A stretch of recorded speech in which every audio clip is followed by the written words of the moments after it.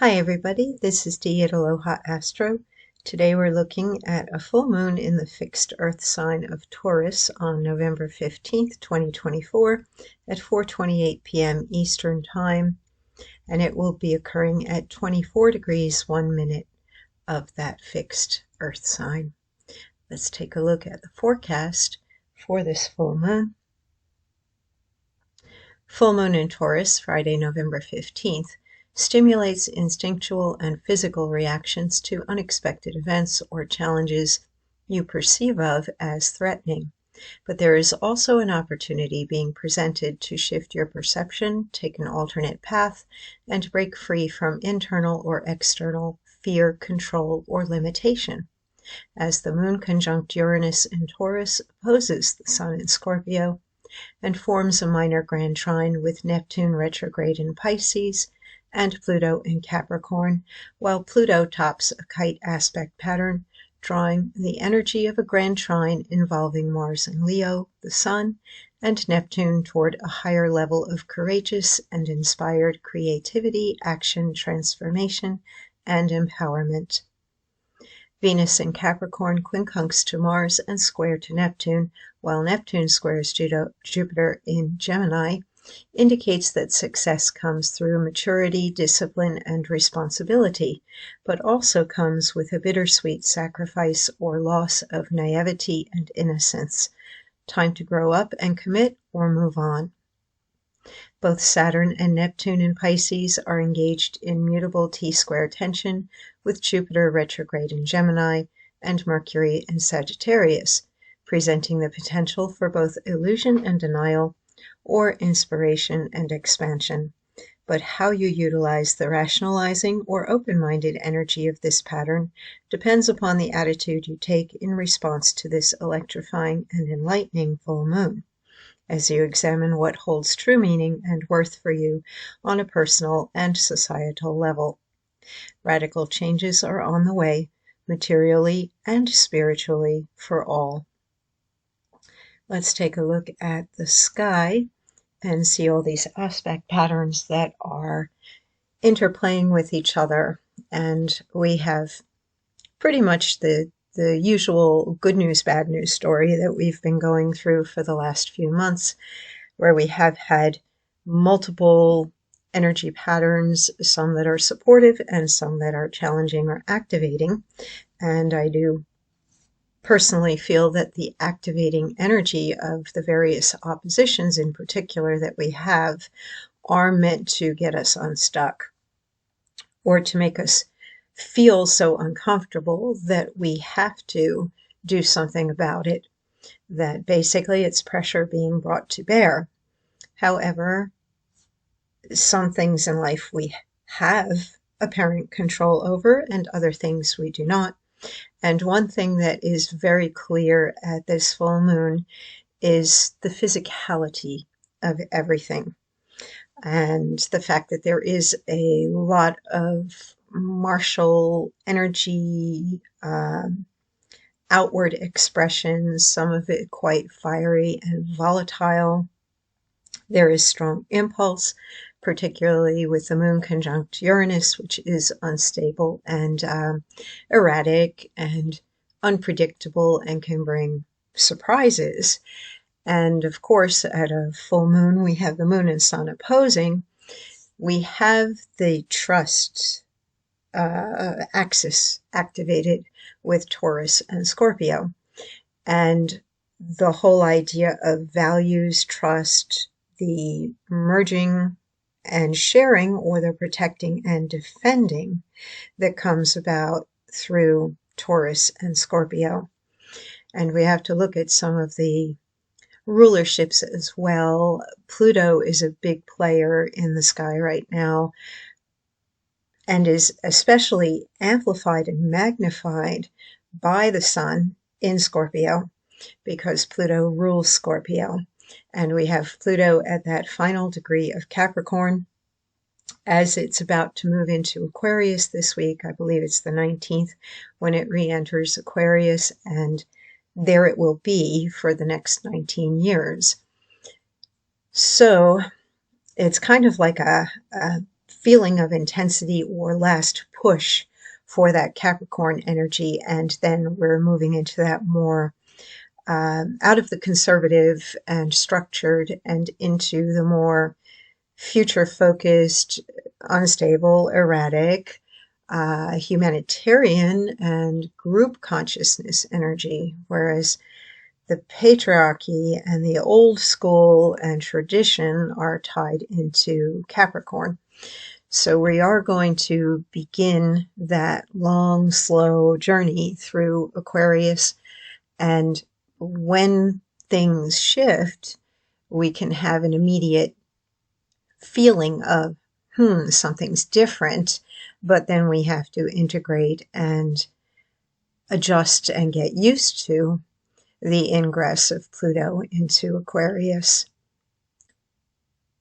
But the amplification of things, especially on the physical level, and how you choose what to do with that energy is very important right now. And on the mundane level, Mars opposing Pluto, which it will be doing for quite a while because Mars is about to retrograde into Cancer and do some retrograde movement until it goes retrograde on December 7th and it comes out on February 24th, I think. Then it has to regain lost ground. It's going to come back to where it was now eventually, but not until we get into about, I think it's like April, when we see it come back into Leo. We're going to have this opposition on and off to certain levels of intensity, a little bit more, a little bit less, for the rest of the winter and into the springtime. And this can be volatile, and this can be intense, and it can be physically dangerous. Please, while we have this occurring and Pluto is going into Aquarius, be very mindful about where you are and why you're there, and take precautions and just keep your wits about you. Avoid large public events.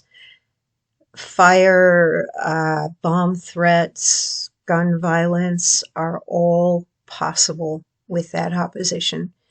And of course, that's an extreme manifestation of it. We can also look at opposing energy between planets as something that is good, and obviously the good that comes out of Pluto, which is the upheaval, crisis, transformation, intensity, power, control.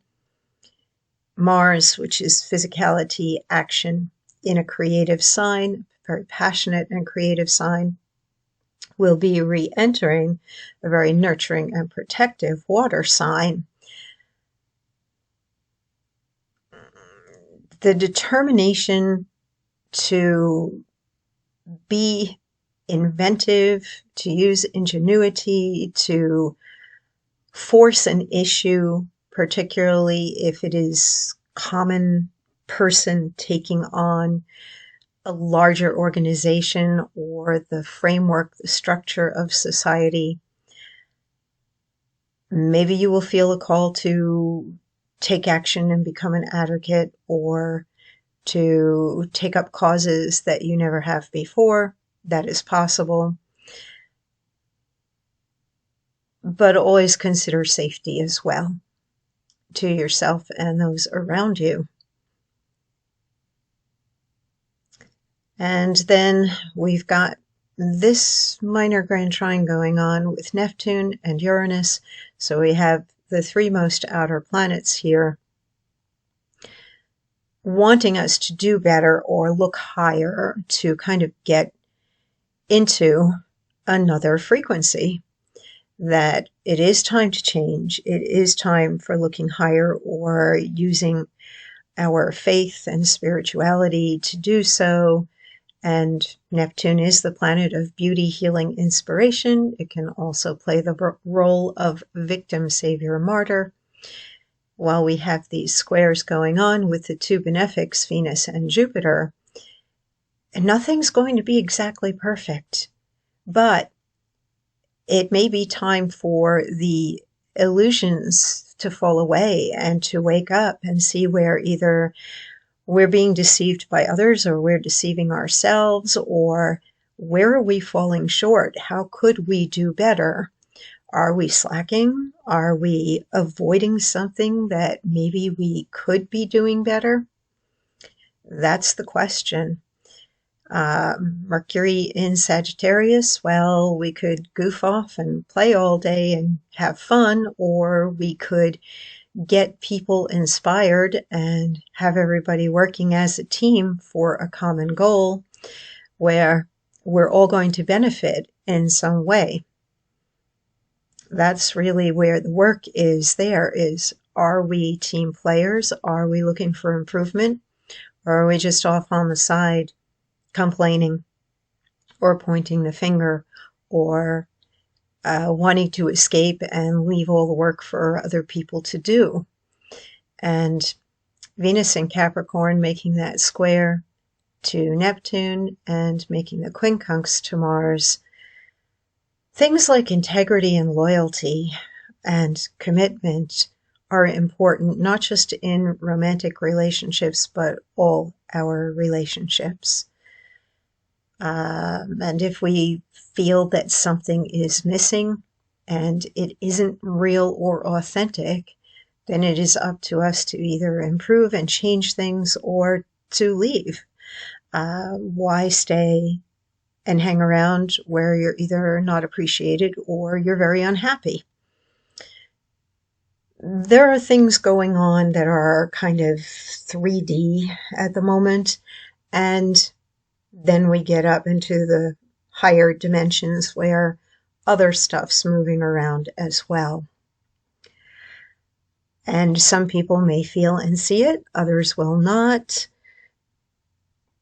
And there isn't necessarily right or wrong at this moment in terms of separation.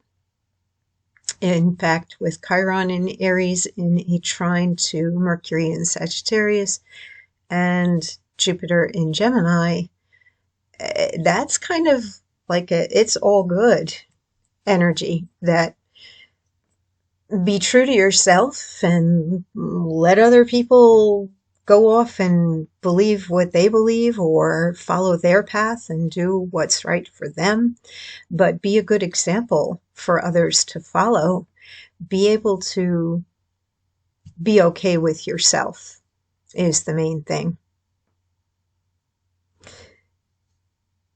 Some of the surprises and changes may be very immediate and involve money and or values, where you may have a falling out with somebody over those things, or you might just wake up and say, I can't be at this job anymore. It's not paying me enough to support my life, my family.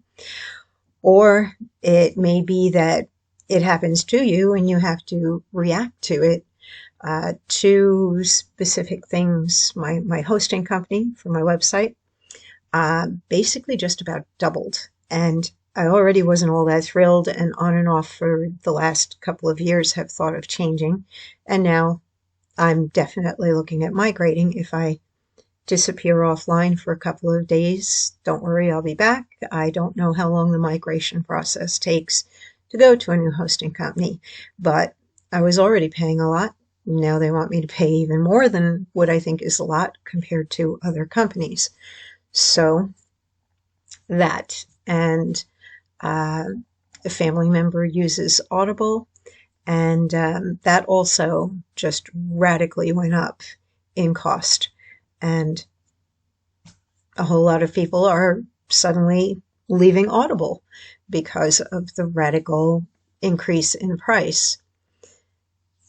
Taurus says, I have. It's a very sensual and material sign, so it is concerned with money. It rules the second house of self-worth, self-esteem, personal finances, your values.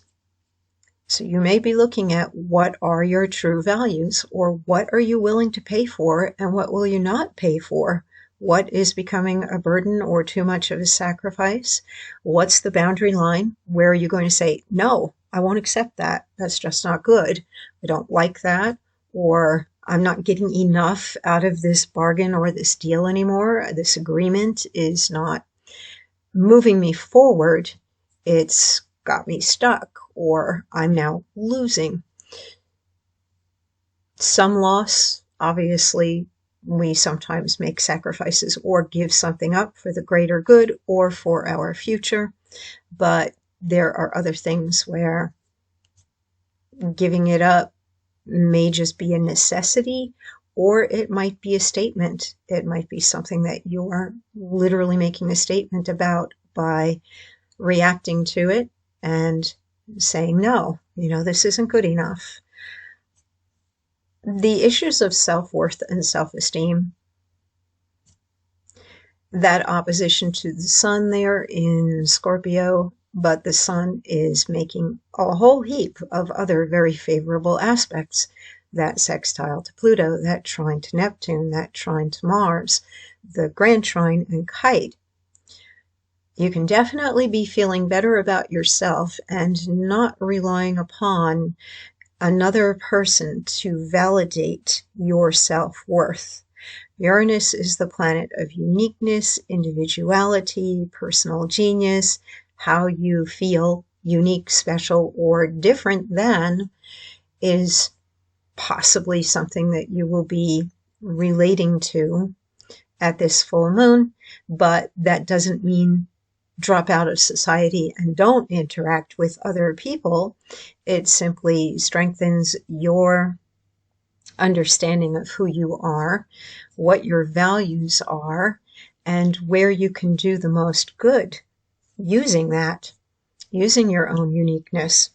We have a pattern I call angel wings up here with a minor grand trine of the moon, Uranus to Neptune and Pluto, and then Pluto is involved with Neptune and the sun. And that, of course, helps, I would say, balance out the opposition, because oppositions are challenging aspects. You have to look at the overflow valves here, or which direction can the energy take? Where can you direct it to other points so that you're not stuck in the tension of the opposition in a negative way? And that would point to Neptune and Pluto. So inspiration, upliftment, faith, healing energy, and Pluto, the transformation, and possibly the crisis and the upheaval, the intensity. Do not be afraid of depth and meaning at this full moon. In fact, a lot of what's going on in here is pointing you toward finding out what is the greater depth or meaning of a person, a place, a situation, something you value or do not. But what is it saying to you, and why is it important, and who and what do you align with and why?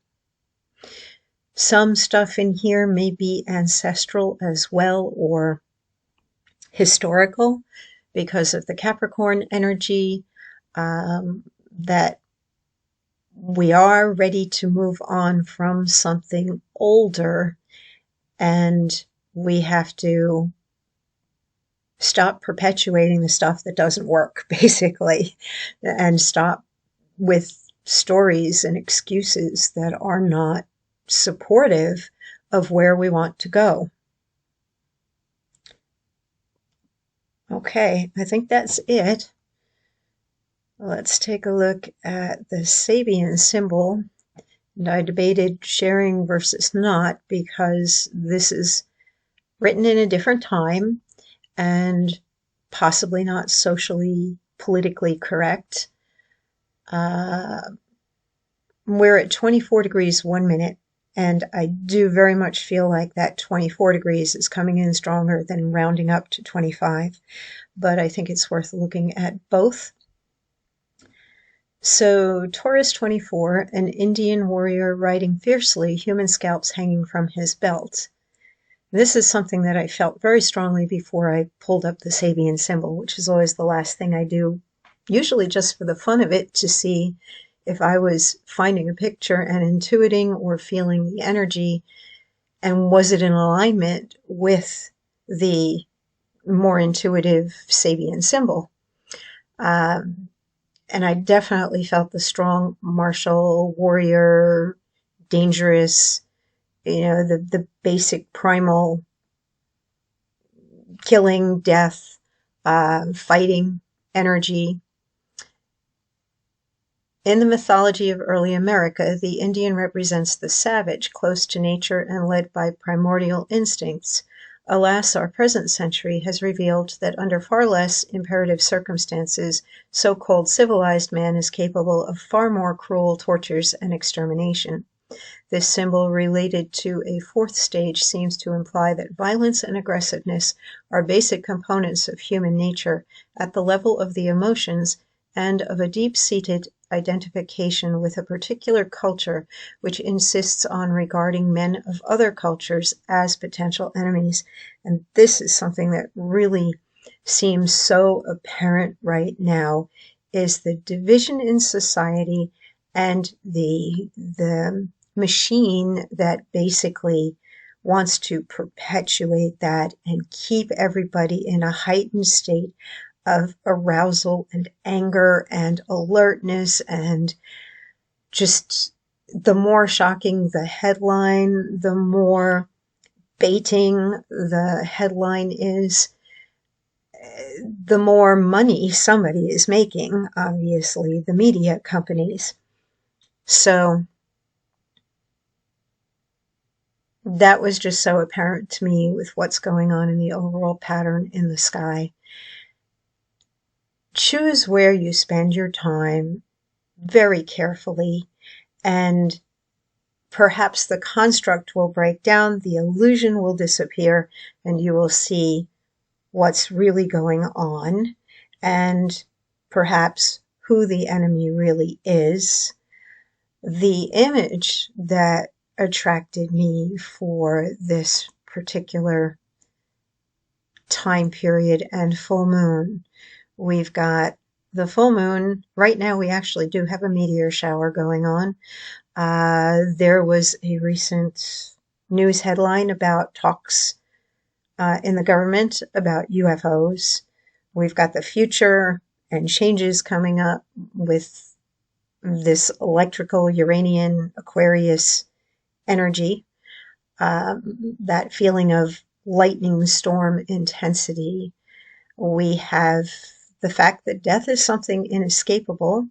We have our history and the cultural symbolisms that we can be very tied to, and our attachment to our weapons of violence, particularly as a means of possibly vigilante justice. We've got symbolism in here, very Libra, and we do have the lunar nodes still transiting through Aries, the south, and Libra, the other.